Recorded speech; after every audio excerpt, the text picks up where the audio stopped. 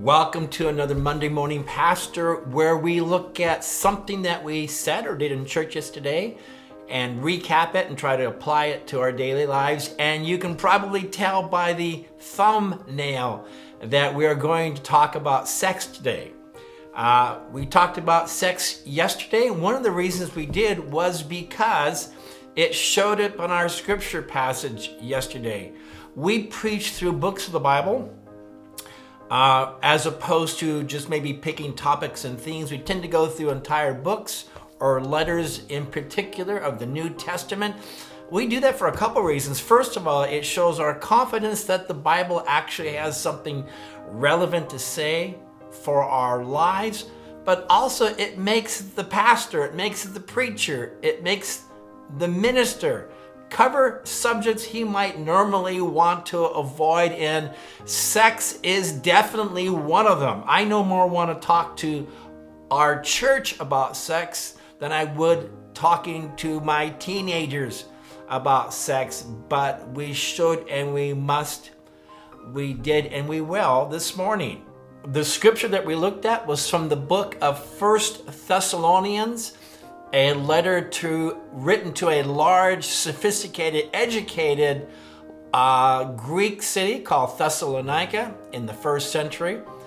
It's in chapter 4 of 1 Thessalonians, and I'm at verse 3 where it says, "It is God's will." And by the way, I think most of us, especially watching this video, want to know God's will. So when something starts like that, "It is God's will," it might be helpful to heed what comes. And it says this: "It is God's will that you be sanctified." And that's just a fancy Bible word for being set apart, being dedicated to God, being holy, being godly, righteous, and good. "It is God's will that you be sanctified and that you should avoid," and the word here in the Greek is the word porneia. It's sort of a one-size-fits-all word, and it is translated in this version, the NIV, as sexual immorality, that you should avoid porneia. We get the word pornography or sexual immorality, and that each of you should learn to control your own body in a way that is holy and honorable. So we have here an exhortation to be careful about our sexuality, and to conduct ourselves in a way that is pleasing to God. And so what kind of sex is pleasing to God? I said this yesterday, that a married couple are permitted and in fact encouraged to strengthen the bonds of their relationship and usually build a family through consensual, committed, loving, tender, and exclusive intimacy and enjoyment with each other. That's what biblical marriage is, and that is something that pleases God. And let's face it, folks, there are a few things that have caused more damage to people's lives and to children and to society, we might argue, than thoughtless, careless, reckless, and irresponsible, if not even violent and assaulting acts of sex. You can think in your own life, you can think of family and friends. We can just look at the world around us, at the damage caused by inappropriate sexual expressions. We can, of course, think of the societal costs. Let's just think about teenage pregnancy and children having children and the cost to society of, especially, I'm going to be honest with you, especially young boys, teenage boys without fathers because of a mistake that happened, if not worse. But more so today to our topic is the personal guilt and shame and pain caused by mistakes in this area. Let me share an illustration. I don't know if this is true or not. It was a story that I heard decades ago, and the story goes like this. There was a psych class in college, a college psych professor that was teaching a class, and the subject of guilt and shame came up. And the professor asked the students to all think of one thing that they had done or been involved with that brought the greatest amount of shame, grief, and guilt in their lives. He asked them to retain that in their minds, and he asked them, now, I would like you to raise your hand if that particular memory had nothing to do with sex.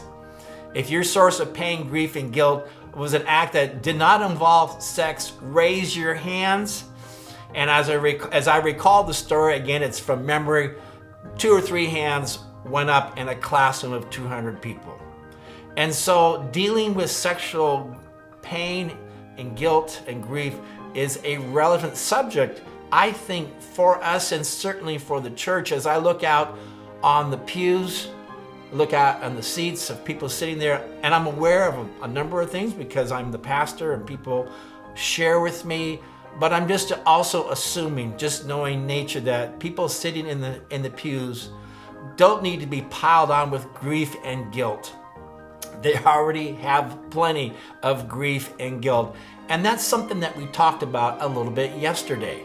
So I think I share that illustration just to let you know, if you're watching today, that you are not the only one. If you still carry with you the pain of choices that you made, or perhaps more importantly, things done to you, you've been mistreated, you've been manipulated, you've been lied to, that Jesus is on your side. One of the cool things I notice in Scripture, if you read the 4 Gospels, one thing about Jesus Christ, in contrast with a large amount of world leaders, is there is no hint of sexual scandal in his life. There is no hint of Me Too in his life.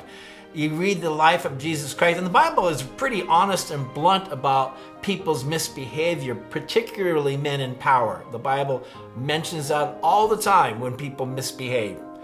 Jesus lived his life, taught, loved people without a hint of scandal. In fact, if you read carefully,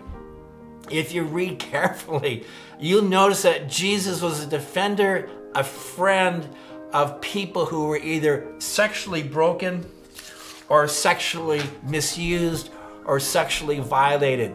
Look at his treatment in relationship with women. Jesus especially loved sexually broken women. And at the time of Jesus, first century Greek and Roman culture, women were not well treated. Women were abandoned. A husband could divorce his wife if she had burned the toast. I might be overstating it a bit, but it was easy to discard a wife with no responsibility left on the man, and she was left to fend for herself. Many of these women, abandoned by their man, by their husbands, divorced, resorted to prostitution. And we find Jesus having a huge and generous heart towards those who have been mistreated, those who have gone through sexual brokenness. Think of the woman at the well, also the woman caught in adultery that was going to be stoned.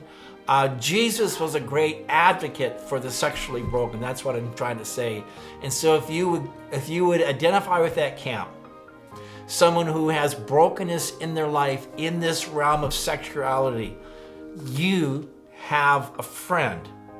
Hopefully a friend in church, because we are a church of people. Probably very few people in our church would raise their hands to say that they have not experienced sexual brokenness, but you are especially and uniquely a friend of Jesus Christ who loves you. So yes, we do talk about sex around here. Hopefully we do it in a way that inspires responsibility for people to behave responsibly in the realm of sexuality, but hopefully also that we would find freedom and forgiveness and not condemnation from Jesus Christ, who again is on your side. Now, that doesn't mean we stay where we're at.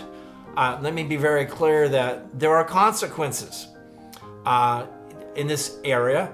I think of a great example of King David back in the Old Testament. King David back in, I think it's 2 Samuel 11 and 12. King David who had committed adultery with another man's wife, and all sorts of terrible things that David did, and he thought he got away with it. He didn't. And though we find that David experienced God's forgiveness, and you can find that forgiveness in a psalm or a song that he wrote, Psalm 51, worth reading regardless of where you're at. It's a great psalm to read. Now, but he did find forgiveness with God. There were still consequences.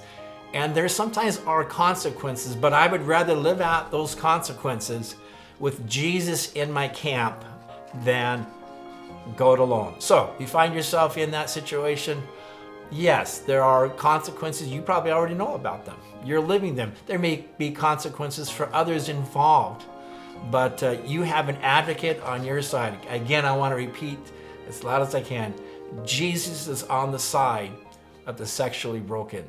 Thank you for watching and listening. Go out and have a great week this week.